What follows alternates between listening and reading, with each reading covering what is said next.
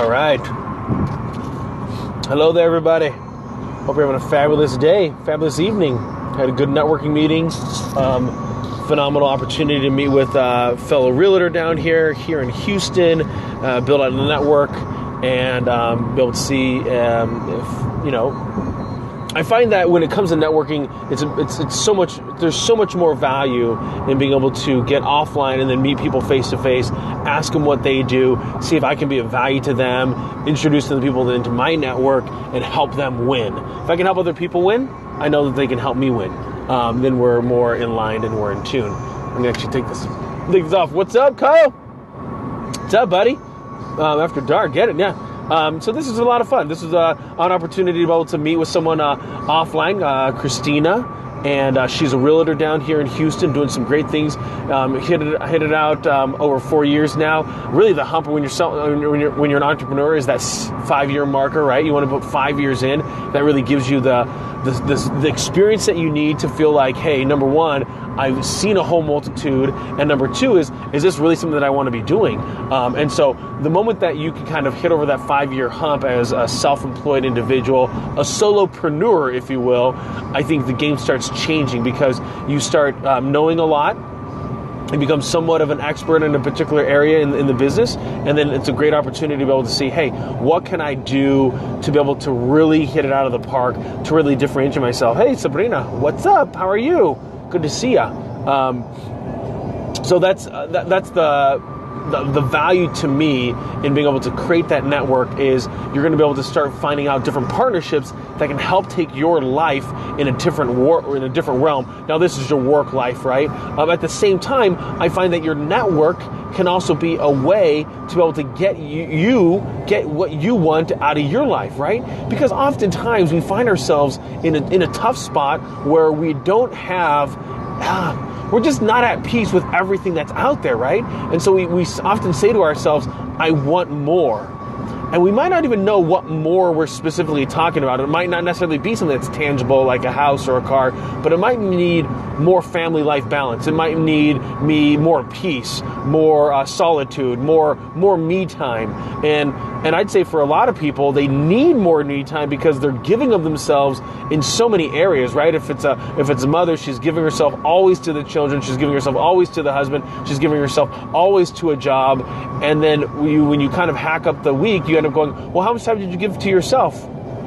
0, right? And that's a recipe for burnout in life, right? Just wanting to move forward in life, let alone wanting to be there for other people.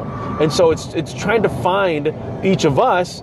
I'm going to use the word balance, but I don't think there is balance because if I'm working, like right now, if the children go to not college, if they go to school, they're going to be gone over 40 hours during the week, and so am I because I'm working, right? So there's no balance there. It's all of a sudden I'm going to have 40 hours of family time on the weekend. It's not going to happen, right? Because Saturday and Sunday, even if we did 24 hours together, and that's impossible, right? Because we need to sleep, or else we'll end up being at each other's throats. Because people need sleep, and they need to eat, and they need to have me time and things like that. So I think we can often get better at finding that me time and really being efficient with it, right? So for some people in handling stress, it's going to be exercise. For other people, when it comes to handling stress, it might be watching a football game or a basketball game, right? That could be really rewarding and satisfying. Good. Did you check the Torto Berlin today? I did not. Torto's Berlin. I need to, though. You're precisely describing me right now. And I've been reconnecting with friends and networking with my personal life since I've been watching you. Less burnout, more focus on me. Yeah, and you know what's interesting? Oh my God, seems like you're talking about me now. Thanks, Sabrina. Oftentimes, what I find for each of us is that we might find ourselves in these different spots of life where we're saying, hey, you know what? I'm not finding the same satisfaction that I was once finding, or I'm not finding the same sense of peace. And in reality, what might have happened is we had to give more in a particular area. Not that that's a bad thing, right? Like all of a sudden work flared up and I had to devote a ton of time to it, right? I think about accountants that are here in the United States. They work an excessive amount of time on tax returns from January until April 15th. Like literally April 15th is the cutoff time, and then all of a sudden from like May to August, it's a much different schedule, right? And so there's nothing wrong with that. It's just by design, and that's what you want to be able to do, is have your decisions by design, because they truly are. There's nothing that you and I have to actually do. Now, law will say that, hey, as a parent, as a father of children, I have to provide a certain level of standard of living for them. But in reality, there's not a very low bar on that minimum, right? And that expectation. And that's from a legal perspective. But ultimately, each of us has a choice of what we want to do in life, and then it's finding out that better choice. Because I think oftentimes for a lot of us, it's good or better, not bad or good. And that's where we want to be able to differentiate timing in all of that, right? Because at one point, it might be really good to be able to focus all your time and attention on acquiring knowledge, but there might come a point where you're saying, you know what? I need to no longer be pursuing something in a traditional school setting. I need to be able to actually start applying some of this stuff. So it's finding that right yin and yang balance for each of ourselves.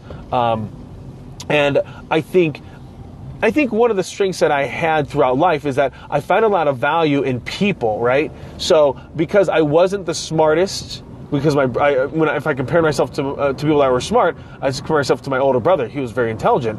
I wasn't very good at sports because I compared myself at a young age, compared myself to my older brother, the oldest, and he was really good at sports. And then from a drive perspective, my younger sister, it seemed like she had a ton of drive. One thing that I was really good at, though, is I was good at people, reading them, understanding them. And so that's really, I focused my time and attention was people. And so I've constantly had this inclination to build a network first and then find opportunities second.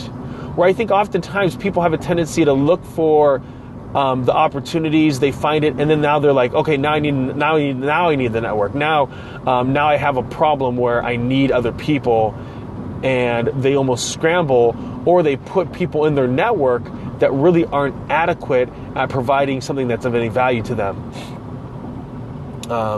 Sherman Kendall, what's up, buddy? What's he saying here? Let's see, Mike Wallace. I was at that Target you were just at a few days ago. That's awesome, man. Let's see.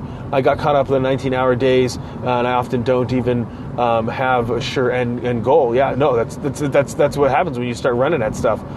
6 people. What's up, buddy? 4 now. Dude, no sarcasm. You're growing. Yeah, no, I get it. Let's see. That's why daydreaming on my couch and out. I needed to give myself time. Oh, perfect. Good for you to give yourself time. I think that there's way more maturity to me in someone that says, hey, you know what? I need some me time. I need to be able to disconnect with what's going on in my life. But at the same time, don't tell me you're going to go backpacking in Europe for 9 months after you just graduated from college and you took a vacation to Spain, and you've been taking off every single summers, not working because you've been living on student loans. Like you should have figured that out in college. Like that to me might be a little bit of a lazy approach to self acknowledgement. Because at some point, self acknowledgement you have to then do, right? So if I take all this time to be able to find out more about myself, at some point I have to say, okay, where am I? Like, okay, so if I really enjoy helping others, maybe I should go to a homeless shelter and see, does that really hold water? Is that really true? Because it might not. Let's see. What does Dan say here? Have thought of defending these sessions with something like DU recorder and attempting to make YouTube videos with them. I'd be it's a lot of work, but you have genuine advice to offer. That's really good advice. Just DM me, Dan, on what you mean by that, man. I like it. Raul, yeah, Yandon, what's up, buddy? Hey, Yandon, one thing that I would say for you, my friend, I tweeted out to some friends on Twitter, and I asked them what their thoughts were for interns. So I'm gonna DM you their thoughts on what they would give for an intern. One of the valuable ones that they talked about that I'm kind of on the theme right now is network. Build that network, right? So if I have a job, and I would constantly be looking for opportunities to network. and continue to develop my network, right? So if, let's say, I'm really connected with Kendall, I want to make sure that I follow back up with him on a regular basis, right? So I know he's going to get busy with his business and his life. I'm going to get busy with my business and life, but this is someone that I really admire and trust in regards to their opinion towards, being connected in the right community or the right individuals. So I want to maybe basically every other month go and grab coffee, go and grab lunch, go and grab dessert, maybe do some sweat working out, right? Like meet me at the YMCA, meet me at the gym, meet me for a run. I want to be able to constantly be connecting with Kendall to make sure that our relationship is tight and it's in good shape. So that way, if I ever need something, it won't be me calling out of the blue, being like, "Oh, hey, do you remember me from high school? Yeah, we were good friends, right? Do you remember that? Yeah, I know you haven't heard from me in like 10 years. That's true. Ha ha ha. Hey, but I was looking for a new job. I got laid off recently and I was hoping you could help me out, right?" All of a sudden now I'm this needy person asking for something and now the only reason why it seems like I'm reaching out to you is because I need something. Nothing can be more desperate than me needing something. Not that there's anything wrong with being desperate as much as people are going to be more inclined to help you out if you're a friend versus an acquaintance asking for a favor. Because I don't think anyone should ever make their decisions based on what are other people going to think? Who cares what other people think? Nobody. Like who cares what anybody thinks about you personally, their opinion of you? Unimportant whatsoever. Be you, right? Love you. Be fully devoted on loving you first and foremost in life, knowing who you are. And I don't mean that you need to be like super egotistical and be like, or look in the mirror and be like, "Hey, you're good looking, everybody likes you, you're a great person." It doesn't need to get to that point. However, if you don't have self-confidence, maybe you do need to have some kind of exercise where you're reminding yourself that you are a good person, that you do have worth, that you are someone that is influential, right? Maybe you need to tell yourself that. It's just so important to be able to have that confidence in yourself to say, "I can accomplish things, and I can accomplish great things." The difference between ordinary and extraordinary is just the word extra. That's it. One word, extra. And the significant difference is the difference between ordinary and extraordinary is literally one extra thing that they're doing differently than somebody else, right? If it's in sales, it's running one more appointment than the ordinary people. If it's playing the piano, it's putting in 10 more minutes of extra time versus somebody else, right? It's just that little bit of extra every single day, compounded over time, will be giving you major benefits in the long run. And so people have a tendency to get stuck on where they aren't, right? They look at the map and they go to themselves, "Oh no, like I haven't accomplished great things because my brother Jim is already married with 5 kids and he's super awesome. Let's do it." You know what I mean? Like, let's go after it and stop comparing ourselves to someone else's chapters, right, of life where they're already significantly ahead of you, right? There's no value in that. I often have a conversation with one of my siblings that has a tendency to compare themselves to the other sibling. I'm just like, don't compare your life to theirs. First off, there's a huge age gap, right? Of course they're going to be better than you. They're older. And number two is, you don't have their life. So don't pretend like all of a sudden you think that their life is easy because you don't have any context for it. Just because you get together on Thanksgiving and Christmas doesn't mean you really know that other person. So unless you've asked them, tell me your garbage. Like, I want to hear your garbage. Until you do that, you don't know garbage, right? You don't know what they're dealing with. Oh, sweet. Grandma put out the garbage. Speaking of garbage, that's funny. Thank you for bringing value. No, you're very welcome, Yandon. You're good. Thank you, Sabrina. It's super thoughtful of you to say. We need to program ourselves before someone or something else does. Sounds crazy. Absolutely, no, you do. I like that. Love yourself, man. Hey, thanks a lot. Leifam. Ooh, I'm going to pull into the garage this time. Woo! That's nice, pulling into the garage. So I think to that point, Daniel, you're spot on, right? Because the difficulty that we often have for ourselves is we say, our programming came from the way that we were raised, and the way that we were raised could be good or bad. And there's going to be some things, you know what, that resonate with us, that make a lot of sense. There's going to be other things that we say, you know what, that's totally wrong. Like, it doesn't work that way. And I want to be able to find out for myself what should be different. That becomes far more enticing for us. Hey, Grandpa. Of us saying to ourselves, okay, I want to get more. How do I get more? What is that move for myself? How do I basically move into a position where I'm making deliberate decisions to really drive the life that I want? It's tough because oftentimes we're left with the program that we're given, right? And so that we don't want to necessarily go against that program because we think to ourselves, well, that program was given to us for a reason. Like it's good or bad, right? And oftentimes we say to ourselves, oh, well, that's what mom and dad gave me. That was their programming, and it's got to be right because they're pretty awesome people. Or you got programming in a negative environment, and unfortunately, you don't know what you know. You don't know what you don't know, right? So you don't know how to even make heads from tails because you were given such a poor example, a poor blueprint of life that you don't even know how to even look at things. And so you end up coming from a place of ignorance, not deliberately or not intentionally, but just because that's the way that it was given to you in your blueprint, and your blueprint is flawed. Luckily for me, I had an amazing blueprint of what my parents gave me in regards to, hey, this is the truth that we feel is for life and being a good citizen. But now it's on you to then make those decisions. And so once you and I decide, okay, I'm making decisions for myself, and how do I do that in a way that's really impactful for me without kind of getting caught up in the comparison problems or the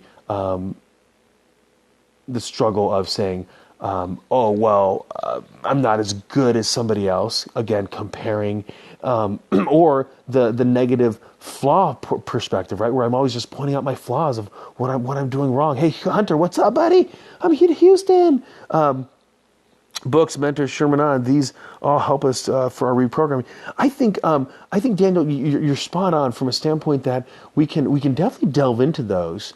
From a standpoint of intellectual curiosity. At the same time, some people don't know where to even go, right? And not to say they need to go to the library, they need to go to Barnes & Noble. They don't know the right questions to even ask for themselves. Is there a book that's transformative for every single human being? Not really, and I know that's not where you're going with that. Definitely, you'll find some great truths in like things like 7 Habits of Highly Effective People. You'll find it in even autobiographies or biographies on individuals. You can pull out the gems of what they did and say, okay, that's how I should be looking at my life and reprogramming myself. Maybe it is talking to someone. Don't do shame. Absolutely. I think oftentimes the people have a tendency to put too much weight on other people's opinions about what they're doing, what they're saying, where they're going, what they're going to study, what they drive, what they dress. Who cares? Like, I will be perfectly honest with all single one of you here, all 4 of you, is that the moment that I brush my teeth, take a shower, go to bed tonight, the people I'm going to be thinking about in my life are my people. Not thinking about anybody else except me, right? And it's not that I'm selfish, it's just that I have 100% context of understanding me. I'll think about wife, I'll think about children, and that's it. Like it can't go beyond that because I don't know everybody else's context. I don't know what their ultimate struggles are.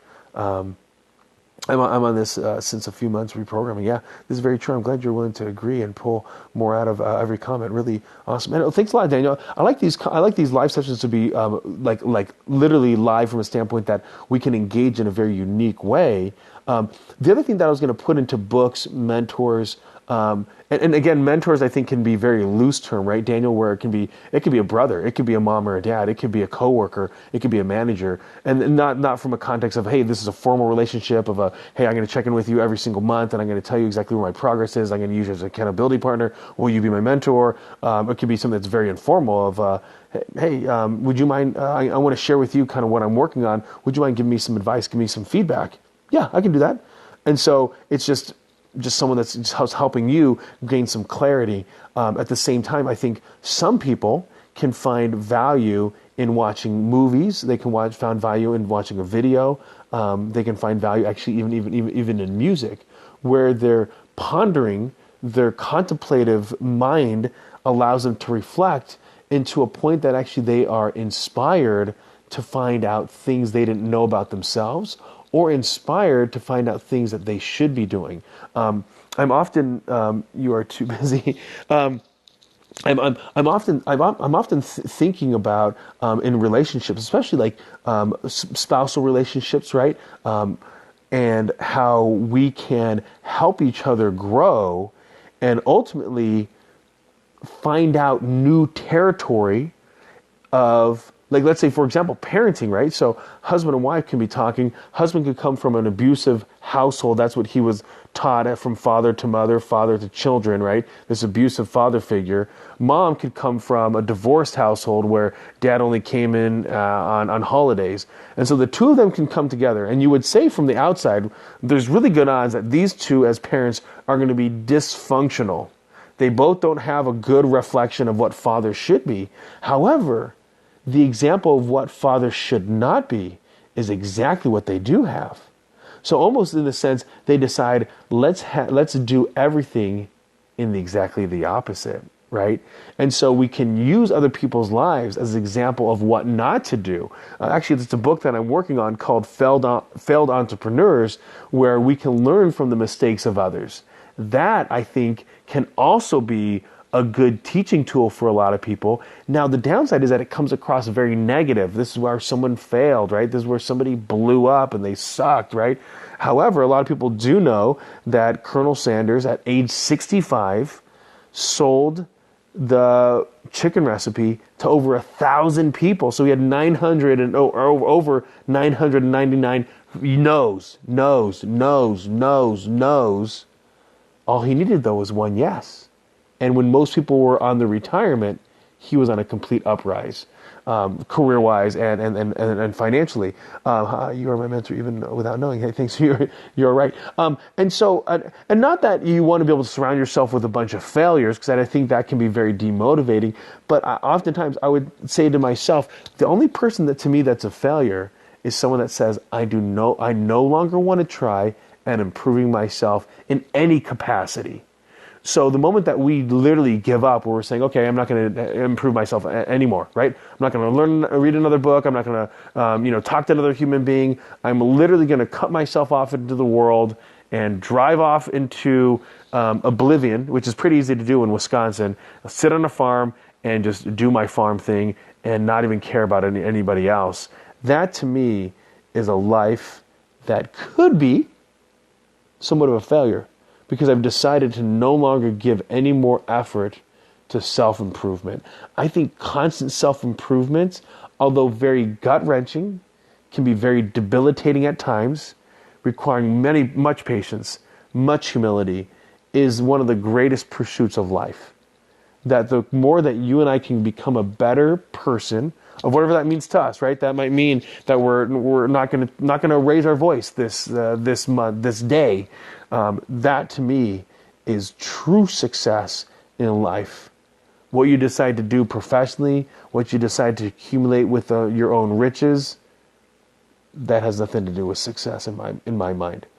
That might make you feel good. It might make me feel good to say, oh, I bought a new car. That makes me feel nice. But the moment that car gets crushed, dinked, scratched, hurt, rusted, it now lost its value. So when we put our aspirations and we put our confidence in things that are corruptible, we find ourselves very demotivated in that thing. And so then we're constantly then pursuing because we put it in a corruptible thing. We're trying to chase incorruptibility in things which things are not, right? Like virtue, character, positive attributes, those are intangibles that we should truly be pursuing. Man, they got a little deep there. Didn't expect it to go that way. Maybe it's all the books in the background. They're getting through my mind osmosis-wise. Telling the truth, personal truth is most transformative.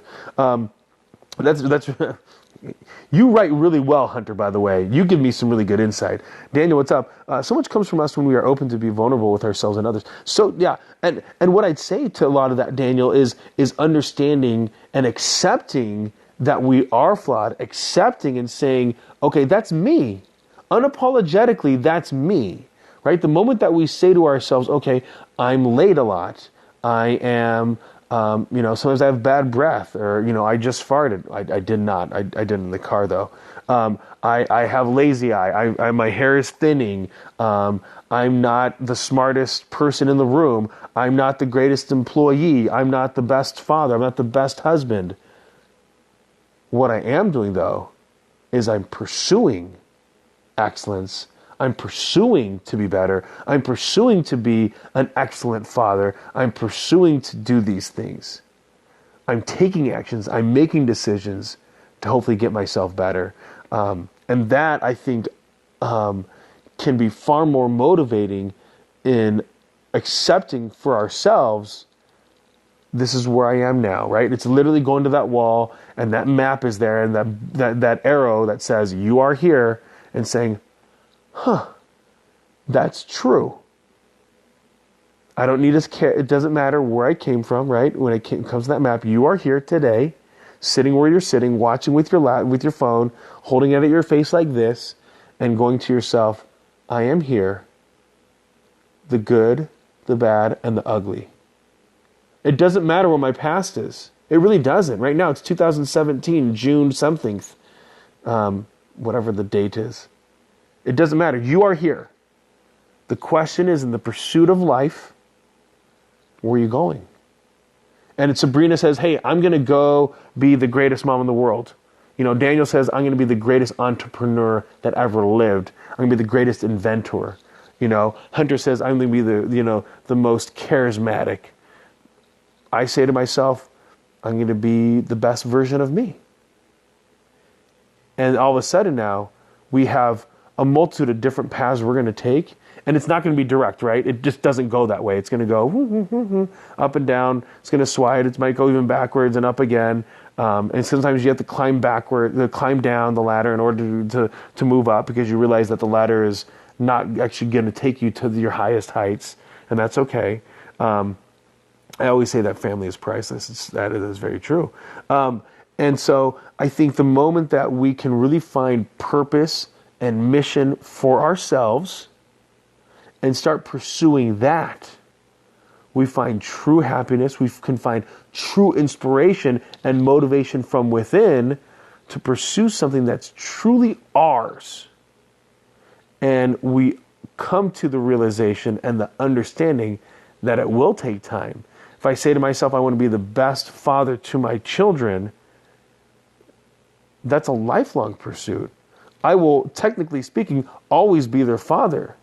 And my advice to a 7-year-old is going to be a heck of a lot different than it is to a 12-year-old. And the advice that I'm giving to them now is going to be so much different when they have children and they turn 45 and I'm old dude. My advice as a father to them then will be far more different.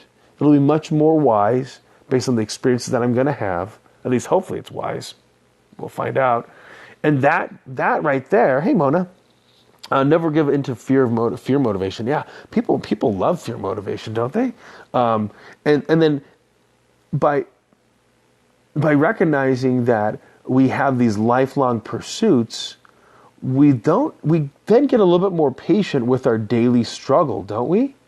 Because we say to ourselves, okay, I want to be the best version of me. I want to be able to give a life of meaning. Hey, Mona. And then so that life of meaning, that is lifelong pursuit. And so we then understand that if that's really the goal, is lifelong happiness and success, then if today is kind of defunct, right? Like things didn't go so well, or I got in an accident, car broke down, like things just were not going well. Kids, were yelling at me. They're just really snotty today. That day we can close the day and say, you know what? That was not a good day. But in the pursuit of what I'm searching for, from a life perspective, one day is a drop in a massive well.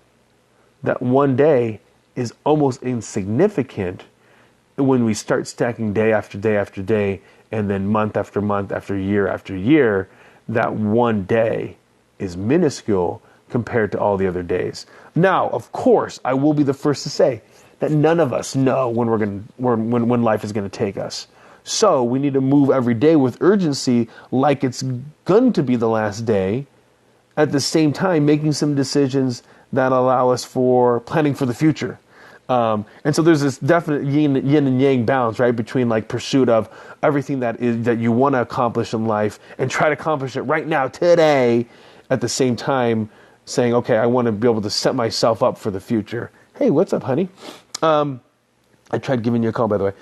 And you can be the best, and they couldn't complain anyway. Absolutely, yes. Isn't that the fantastic thing of children? They will complain anyway, right? You could put the best meal ever, right? Like I cooked and I slaved in the kitchen. Thanksgiving Day is a perfect example, right? The mashed potatoes, the turkey, the stuffing, the rolls, the honey butter, the cranberry sauce, and you put it all out there. Son goes, this turkey's a little dry. What? I just slaved all day in the kitchen, and that is your feedback to me? Everything else is perfect, right? Sweet potatoes, the mashed potatoes and gravy, the corn, and that's your feedback to me, is that it's a little dry? Crazy, right? But that's just how parenting is, right? One advice that someone had always given me when is my buddy Big Mike's, is his mom. She had said to me, remember, you're always a father, not a friend. Always remember that. I'm not there to be. I'm not at home to win a popularity contest. My job is to parent you to be a productive citizen, a good child, and a wonderful human being. Not your buddy, right? So I'm going to tell you to go to bed early. I'm going to tell you not to drink that soda or eat that food, or to play that tablet 24 hours a day. Sorry, I'm not your friend, because I care where you're headed. I care what you accomplish in life. I'm filling in for a party this Saturday to play Spider-Man, and I'm so excited. I'm not ready for the honesty of kids, though. Yeah, Daniel, kids are amazingly honest. What did my niece one time, she patted my tummy. She's patted my tummy like this. She's like, you got a little fat, Uncle Sherm. It's true. Uncle Sherm did get a little